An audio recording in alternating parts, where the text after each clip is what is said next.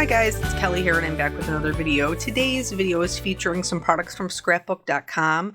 I'm using the Lovely Bunches stamps and dies, the Rose Blossom stamps and dies, and then the HBD balloons, also stamps and dies.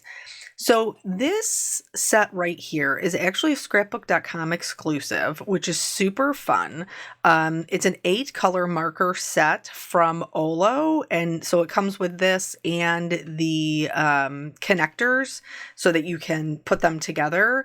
It's called the Essential Set because basically it is a rainbow of colors.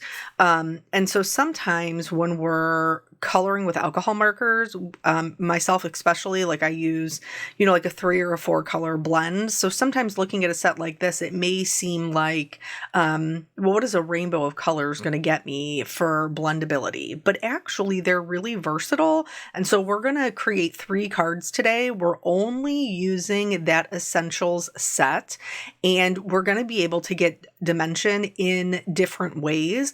This is a great if you are just a beginner into coloring with alcohol markers, because you can pick up this set. The set on its own is, I think it's like a little over $32 or $33, but actually it's Customer Appreciation Week over at scrapbook.com, so you can get 12% off with the code thank you. I will link that below. So these are great, and there are other ones too. They have an essential set, a basic set. I can't remember what the other ones are called, but they have a couple of different options in there, which I think is great if for you to kind of practice with them and see if it's something that you enjoy using. So first things first, if you are a beginner and you've never used alcohol markers before, you do need to use an ink that is safe for alcohol markers. When I first started, really the only one on the market was Memento Tuxedo Black, and that one is still good. But there's a lot of the other ones that are on the market as well. Today I am using Honeybee Stamps Be Creative Intense Black ink that is also safe for alcohol markers. But Hero Arts has a intense or intensified black that's really good. There's a lot of ones out there, so just make sure that you're double checking and that it's going to work.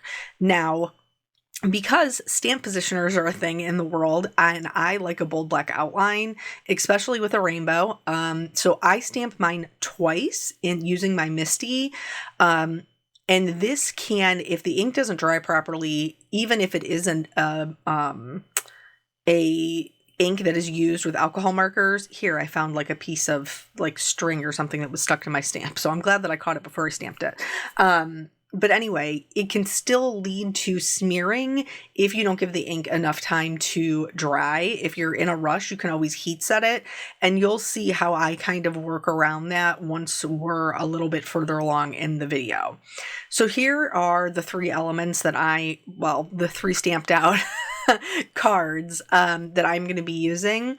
And so the first technique that we're going to get into is just using the markers themselves and building up that color.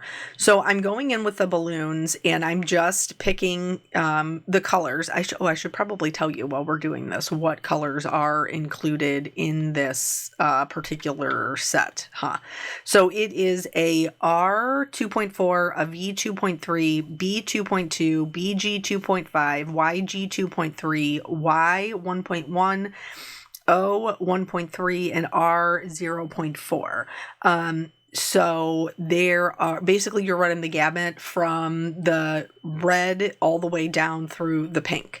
And so one of the benefits of alcohol markers and why we all like to use them is exactly what you just saw there. You can fill it in with very smooth shading, and you don't have the overlapping lines. However, because alcohol markers are transparent, they are buildable. So you can go in and do that really smooth color, but then if you want to add shadow or extra depth and dimension, you can go in with the same color and add another layer of color to help increase your dimension. So for these balloons are darker at the bottom where they're gathered, and then I'm kind of leaving a sliver around the edge for some reflective light, and that is going to give them a more dimensional appearance. The other thing that you can do, again, because alcohol markers are transparent, balloons are also transparent. So here we're going in order to add a multiple dimension just with the same colors, I went right over top of the other balloons to give them that look of transparency, because you can then see the color that is behind it. I've done other videos on that, but that is a really great technique that you can use to show dimension in your more transparent objects. So here we did balloons, but that's the same for like wings on, butterflies or fairies or things like that. So now that we've added all of the extra layers of color, the white gel pen, which you will see me use with every single one of these cards today, is another tool that you can use to help give your items dimension. So basically what I'm doing here is going in and adding a highlight on those balloons, and it's giving them that dimension of looking like there's 3D because there's a shiny area. So the next one here is building the rainbow together. This is where we're going to see that I didn't let my ink dry long enough. This particular stamp has bolder lines than the other ones, and so it took a little bit longer to dry. And usually you will see this in your lightest colors. So I didn't even really notice until I got to this yellow, and I could see right away that I was smearing those bolder lines.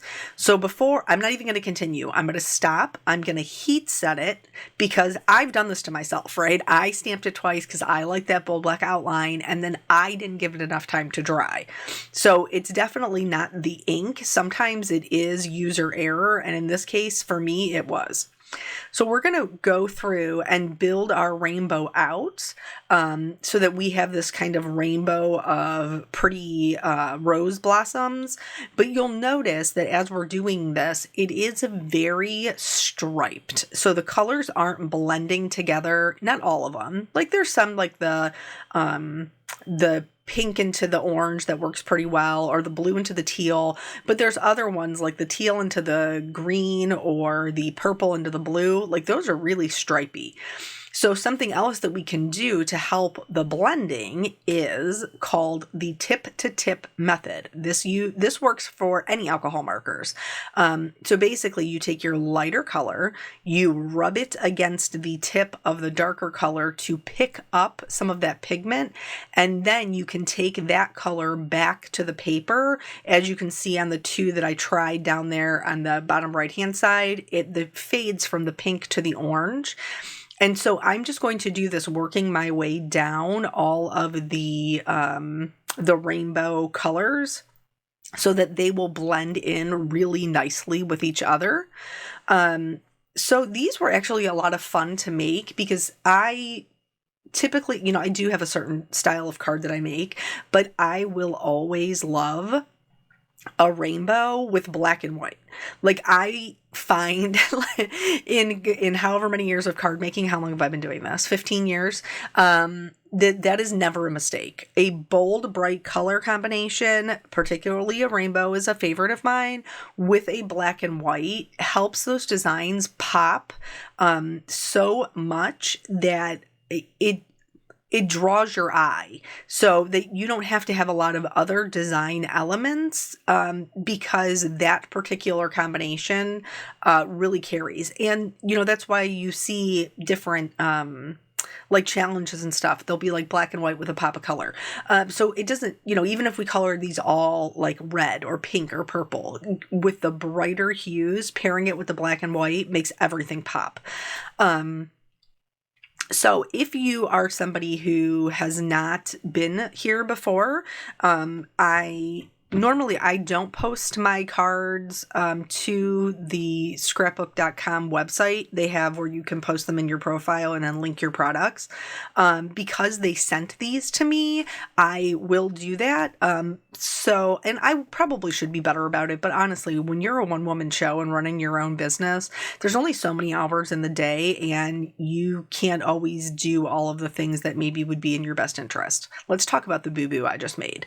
So here, I kind kind of got overexcited and I ended up going over my purple with my blue. In order to fix that, I just went back over it with my purple. Is it perfect? No. But does it read as purple? Yes. So if you get a little overexcited and, maybe your color is too strong, you'll definitely see this with the third card. Whatever color you lay on top last typically is the one that you can see the most of. So if you do what I did and get a little overzealous with your blue, just go back over it with your purple and it will still read more purple.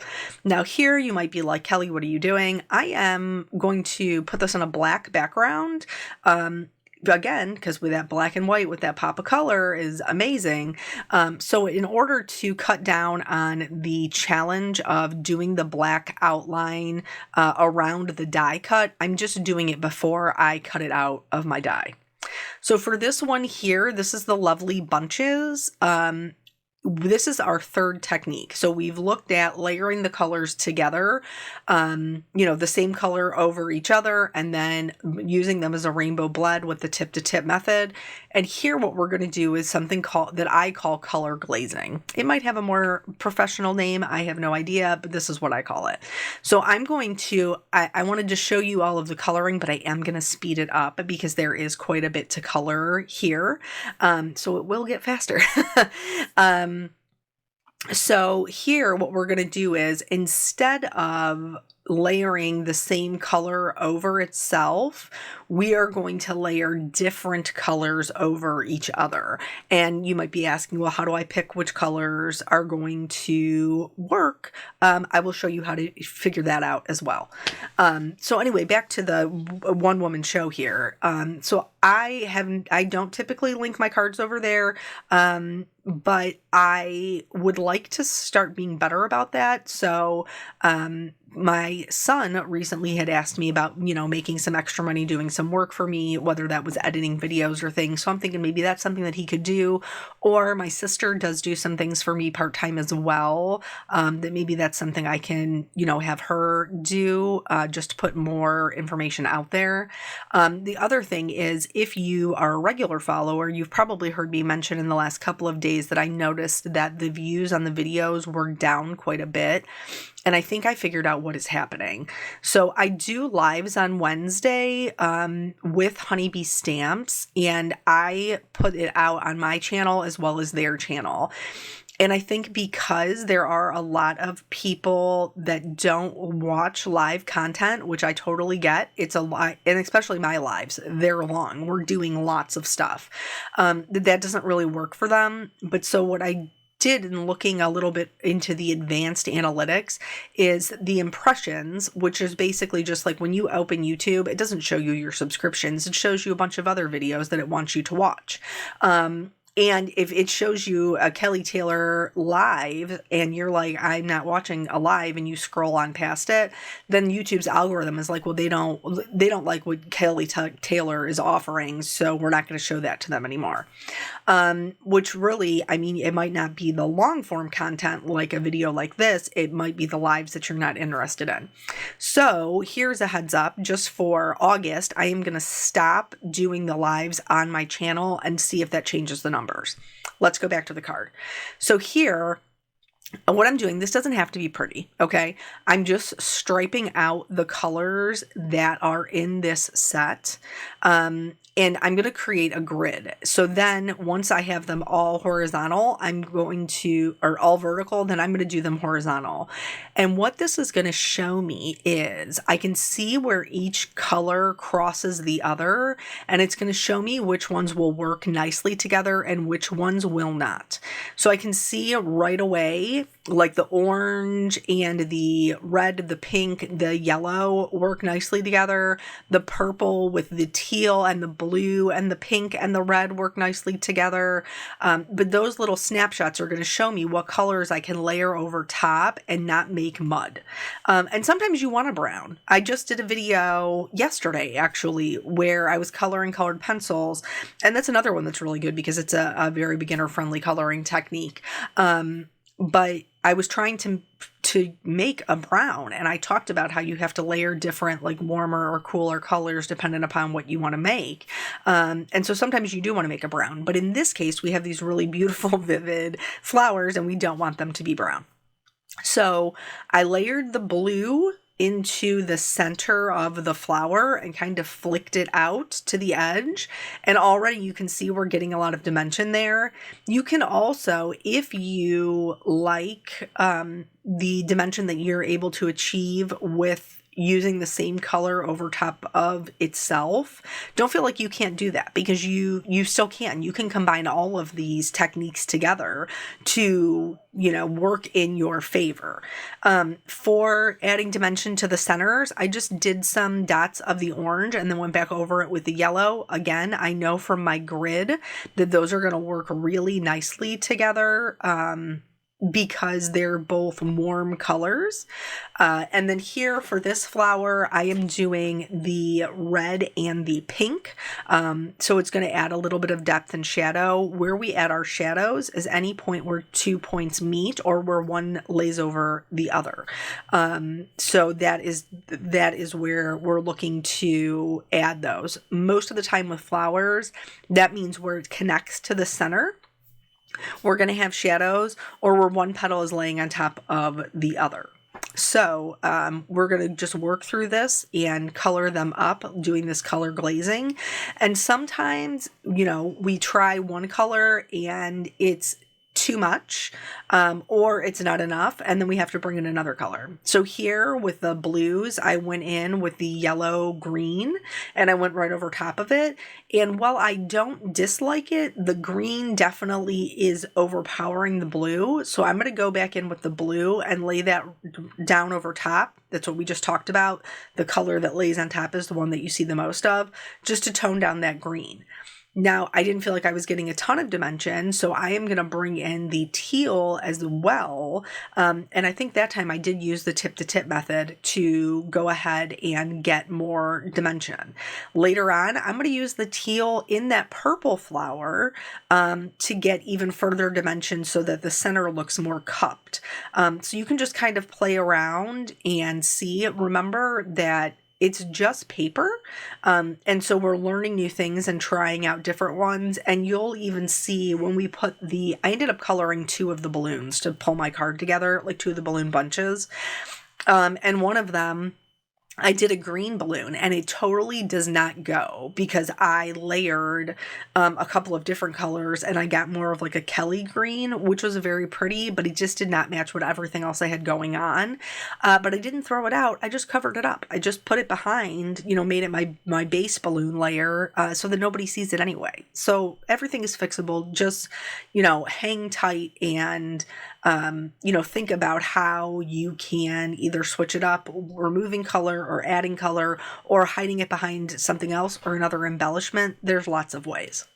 So anyway, for the rest of August, I'm not going to broadcast the lives on my channel. I'm just going to do them on the Honeybee channel. So if you're a follower, that's just something, if you still want to catch those, make sure that you're following over on the Honeybee channel, so that way you can still see them. And I just want to see what that does for the numbers. I think I'm going to try, I know I'm not the only one. I'm going to try maybe to do an edited replay of the actual one, like maybe I might have to just download the footage and redo a voiceover. I'm not entirely sure because I haven't done that before. I might have to reach out to some friends who do it and be like, hey, how do y'all do this? So we'll see how that goes. So then here for the orange, I am using the pink on top of it to add that little bit of dimension. For the, I think I'm blending it back out with the orange there.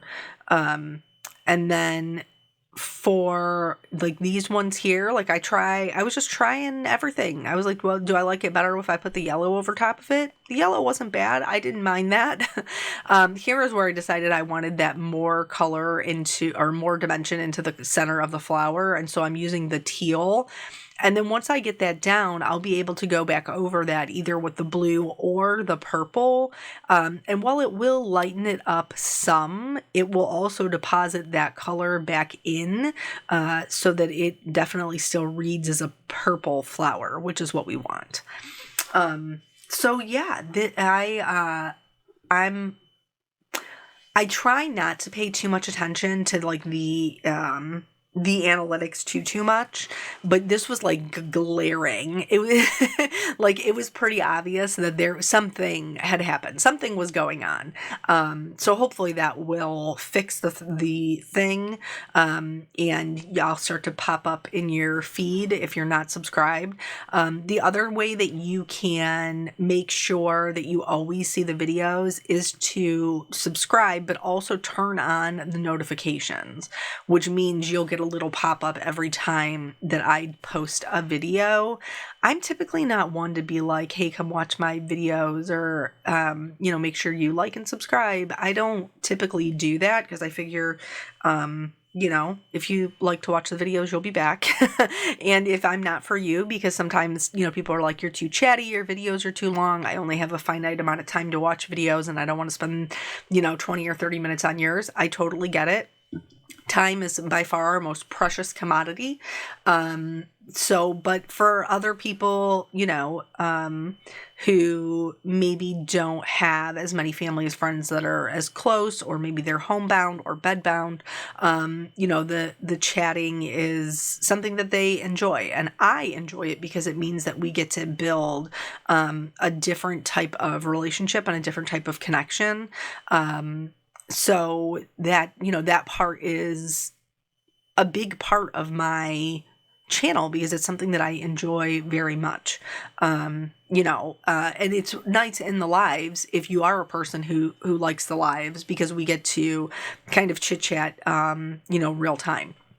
So I'm thinking maybe, with the lives, maybe that having something that's a little bit more, steady might be, something for me. I'm not really sure how I'm gonna do it yet. I'm not positive. So back to the white gel pen. This is like the workhorse of my craft room. I use my white gel pen on almost every single card that I make. And because it's your card, you don't have to do them super realistic. I added some white highlights to the edges of the petals. And then there's other ones where I added, lines coming out from the center, or I added a highlight on the leaves, or I add dots to it. Just whatever works for your design. It's your card. So, you can, add as much or as little highlight as you want. If you feel like the white highlight is too stark, you can actually wait until it dries and then color back over top of it with your alcohol markers, and it still will be lighter, but it will be in the same color family as whatever you color over top of it. So for this one, for the rainbow one, I did forget to color the centers and add my white gel pen.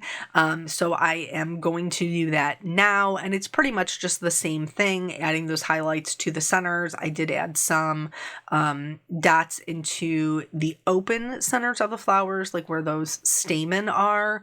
I added some white highlights and, just kind of whatever struck my fancy. As far as the highlights go, I am probably more generous with them than most, but with something like this where we have like the whole rainbow, this is obviously already unrealistic. So I'm just doing whatever I think is pretty, and is going to make me be happy with the way that my card turns out.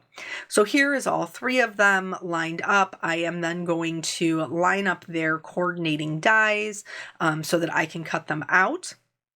And I just use pixie tape to hold them in place.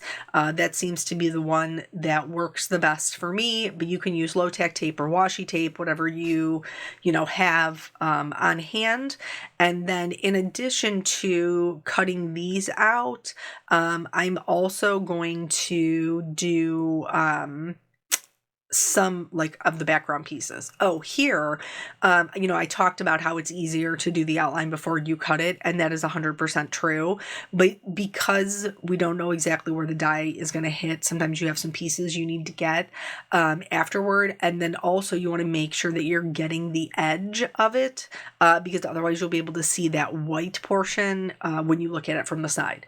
So once that is done, I'm going to move on to my sentiments. For my sentiments, I am doing a combination of black background, stamping it in a white pigment ink. In this case, I'm using Honeybee's Brilliant White Pigment Ink after I treat with my anti-static tool, and then I will be using a white detail embossing powder to sprinkle on there, and then I will melt it until it is nice and smooth. These ones don't have dies, so I just trimmed them into labels. The other one, this one here, is Hello Sunshine, and it's actually from a different set. I will link it below, but it has flowers that are very similar to the ones in the Lovely Bunches. I just needed a larger sentiment for the card design I had in mind. Here I am using some layering rectangles to create the rectangle for the middle card, and then because I am super cheap, I'm also going to use it as the backer for my balloon card. When I put my balloons together, the strings were too low on the happy birthday portion, so I did have to trim them off a little bit, which ended up being fine. Here you can see just barely that green balloon that just did not work out, peeking out. So once I have them like where I want them, and I'm going to add the glue down, because I had glue on the happy birthday to you portion, and then now I've been able to pick them all up. So now I can glue this to the white, and the sentiment for this one is the woohoo, and I'm going to pop that up with some foam tape and just put that over where all the balloon strings are gathered. Now here I got crazy and I put glue all over the background, even though I only had just like a mat that I was gluing it to. So don't be like me. Don't glue them all together like that. And then here, any of the areas that were hanging over onto the black, I did color them with my black Olo marker. I used the BK. It's not included in this set, but it is one that you can purchase as well. And then for this one, I am going to glue down the black square flat, it's going to have a nice white border. And then I'm going to adhere my two flower bunches at a diagonal. And so that's the reason that I needed the larger sentiment, because where they meet, I'm going to put my sentiment to kind of cover up where they're overlapping each other. This one probably is my favorite card. I love the way this one came out. It feels very, vibrant and sunny with lots of still good dimension. So for this one, I'm going to trim off any of the parts that are hanging over. I used my detail scissors for this. I also have a pair of shears from Spellbinders that I really like for that. And then I'm going to go in with that same black marker, and I am going to fill in that white edge. If you haven't been to the channel here, you may have guessed by now, I don't love the white die cut edge. I do love the ease of using a die cut to cut out the items, because I'm a fussy cutter from way back. But I do like being able to use the dies. I just don't want them to look like dies. And then also, I think I forgot to show it, but the like the happy birthday one, I blend in those as well with the balloons in the background. But anyway, so I'm just going through blending in these edges, and then any point where they're kind of laying over each other and it's going to be visible, like here you can see the green leaf. I'm just going to fill that part of the edge in with the green, wherever they're overlapping each other. I will just fill them in. And then here, this sentiment is also popped up on foam. For the last one, we have just a little bit of a white border. The edge is, or the background is mostly black because we have this large, kind of rainbow. For this one, I am popping up the flowers themselves. And then I'm going to adhere it kind of at a little bit of a diagonal, and then the sentiment I just put right on top, and it says hello sunshine. It's super cute. I did add some glitters to all of them because I love the glitters. I didn't add any rhinestones, which is shocking for me, honestly, but I felt like they were pretty complete.